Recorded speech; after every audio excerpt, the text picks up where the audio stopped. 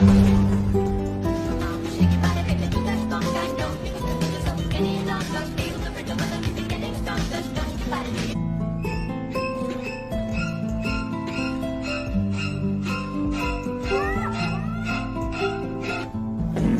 club is the best place to find a lover, so the bar is where I go.